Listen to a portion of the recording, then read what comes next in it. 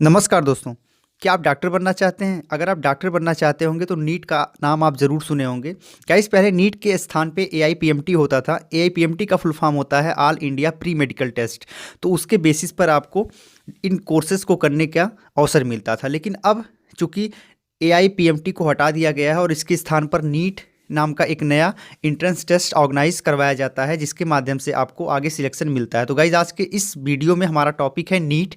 हम नीट पर बात करेंगे।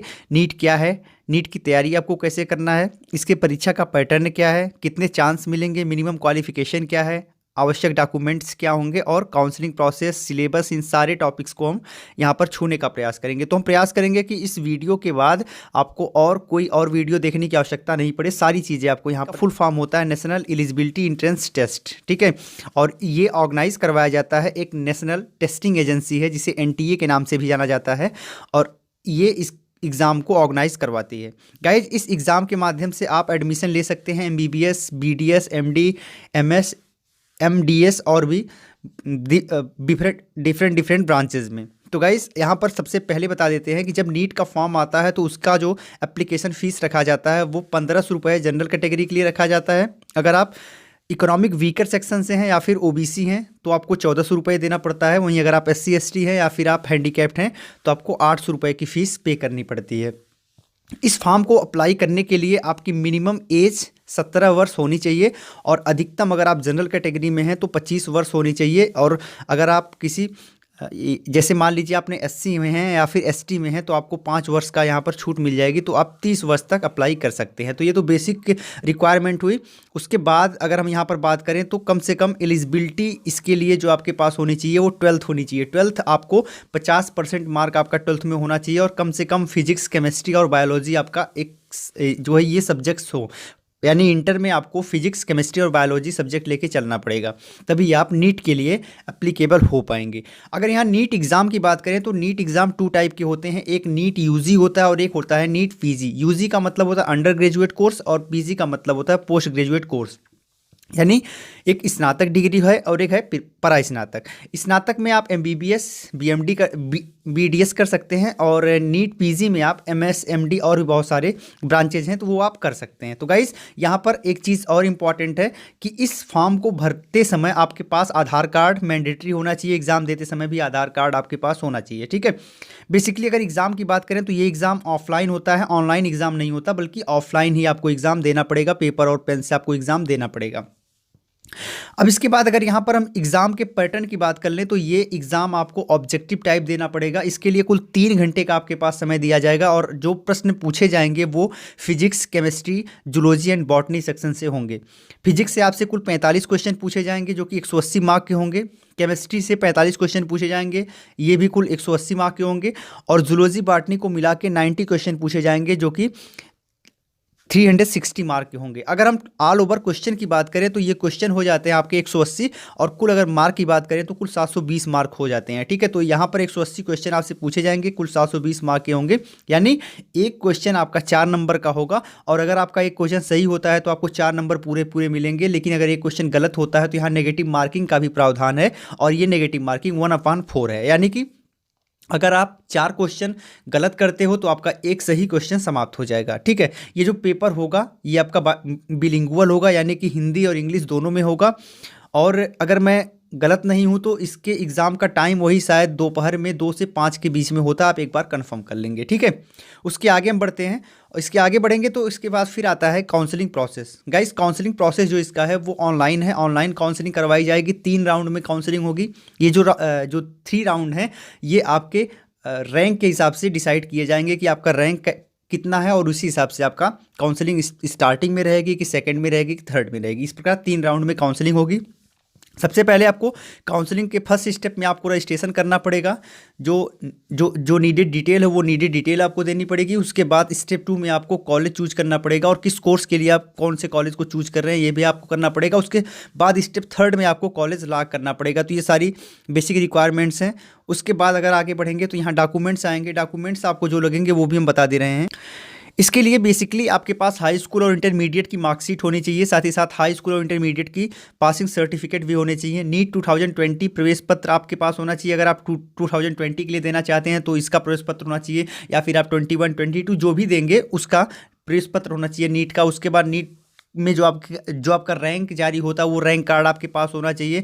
श्रेणी प्रमाण पत्र होना चाहिए, अगर आप आरक्षित श्रेणी के उम्मीदवार हैं तो आपके लिए श्रेणी प्रमाण पत्र अनिवार्य है, अदरवाइज नहीं चाहिए। जन्म प्रमाण पत्र चाहिए, 8 से 10 पासपोर्ट आकार के फ़ोटो चाहिए होते हैं, ऑनलाइन आवंटित प्रमाण पत्र चाहिए होते हैं, साथ ही साथ पहचान पत्र के रूप में आपके पास आधार कार्ड होना चाहिए, वो मैंडेटरी है। और इन सभी जितने भी प्रमाण पत्र हमने बताया इन सब की एक एक फ़ोटो कॉपी भी आपके पास होनी चाहिए। तो ये तो आपके रिक्वायर्ड डॉक्यूमेंट हो गए, इन डॉक्यूमेंट्स की बेसिस पर आपका यहाँ पर एडमिशन हो पाएगा।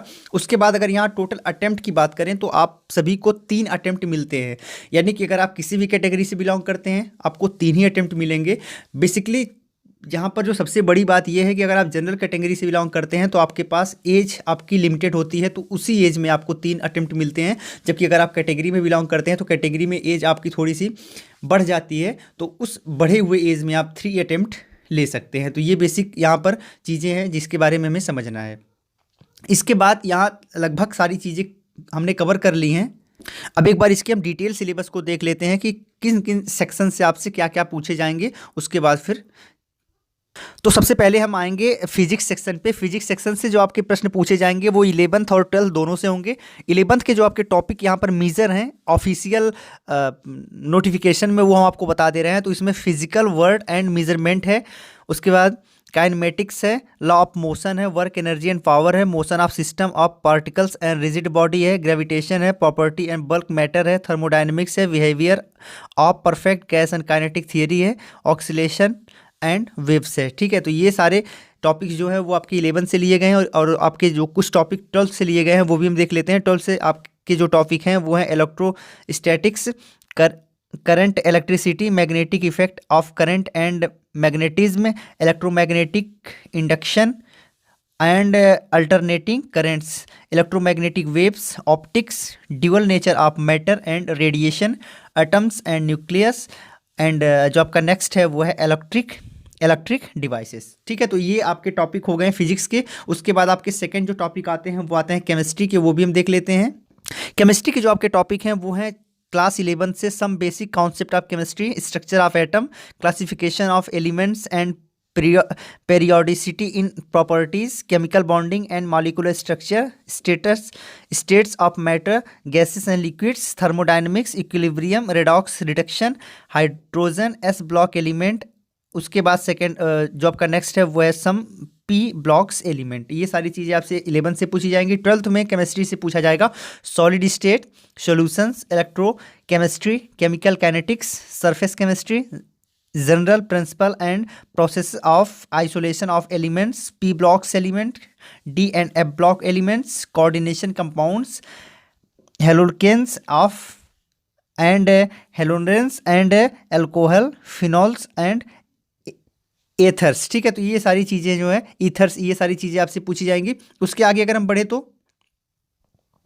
कुछ और भी टॉपिक्स हैं जो कि क्लास 11 से हैं, केमिस्ट्री से ही, ऑर्गेनिक केमिस्ट्री से हैं, some basic principles and techniques and hydrocarbons and environmental chemistry. ये सारी चीज़ें आपकी 11 से हैं। और 12 से हैं aldehyde, ketone and carboxylic acid, organic compounds containing nitrogen, biomolecules, polymers, chemistry in everyday life. ठीक है, ये सारी चीज़ें आपकी केमिस्ट्री से हो गई। इसके बाद जो नेक्स्ट आता है वो आता है आपका बायोलॉजी से टॉपिक। तो बायोलॉजी में आज आपका जो है यहाँ पर जूलॉजी और बॉटनी दोनों मिक्स हो जाता है। तो हम यहाँ पर टॉपिक देख लेते हैं।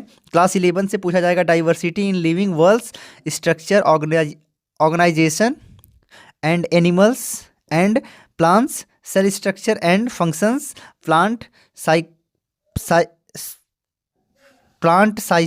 ह्यूमन साइसियोलॉजी, रिप्रोडक्शन जो है वो आपका 12 से पूछा जाएगा, जेनेटिक इवोल्यूशन आपका 12 से पूछा जाएगा, एंड 12 से ही बायोलॉजी एंड ह्यूमन वेलफेयर पूछा जाएगा, बायोटेक्नोलॉजी एंड इट्स एप्लीकेशंस पूछा जाएगा, इकोलॉजी एंड इन्वायरमेंट। ये सारी आपके सिलेबस हैं। इसी सिलेबस के अकॉर्डिंग आपसे ये एंट्रेंस एग्जाम में क्वेश्चन आएंगे। तो गाइज उम्मीद करते हैं कि सारी बातें जो कि नीट से संबंधित है वो हमने कर ली हैं। सारे टॉपिक को हमने कवर कर लिया है, सिलेबस से लेके पैटर्न और अन्य सभी चीज़ें अब कवर हो गई हैं। कुछ चीज़ें और जो बची हुई वो भी हम कवर कर लेते हैं। उसमें सबसे इंपॉर्टेंट ये है कि आपको तैयारी कैसे करना है। तो गाइज़ आपको यहाँ पर तैयारी करने का जो तरीका है वो आप किसी कोचिंग सेंटर को भी ज्वाइन कर सकते हैं। अगर आपको लगता है नहीं आपकी बेसिक्स क्लियर नहीं है या फिर आप जो इंटर में पढ़े हैं उसी बेसिस पे क्वेश्चन आते हैं तो उसको आप अच्छे से तैयार कर सकते हैं। जो बेसिक किताबें उन किताबों को बार बार पढ़िए। मैं आपको सजेस्ट कर सकता हूँ कि आप ईआरटी का सहारा लीजिए, एनसीईआरटी से बार बार पढ़ने का प्रयास करिए और अपने थॉट को डेवलप करिए। ठीक है, साथ ही साथ आप एक शार्ट नोट भी बनाइए। और इससे ज़्यादा बेहतर ये हो जाता है कि आप प्रीवियस ईयर में जो पेपर हुए उन पेपर के क्वेश्चन पेपर को लेके और उन क्वेश्चन को सॉल्व करने का प्रयास करिए। उससे क्या होता है कि आपको क्वेश्चन की समझ होती है, किस प्रकार के क्वेश्चन पूछे जाते हैं और उन्हें सॉल्व करने का आपका एक तरीका भी डेवलप हो पाता है। तो गाइज इन सारे ट्रिक्स के माध्यम से आप अपनी तैयारी को सही अंजाम तक पहुँचा सकते हैं। तो आज के लिए इतना ही, फिर मिलते हैं अगली वीडियो में। तब तक के लिए बहुत बहुत धन्यवाद। जय हिंद।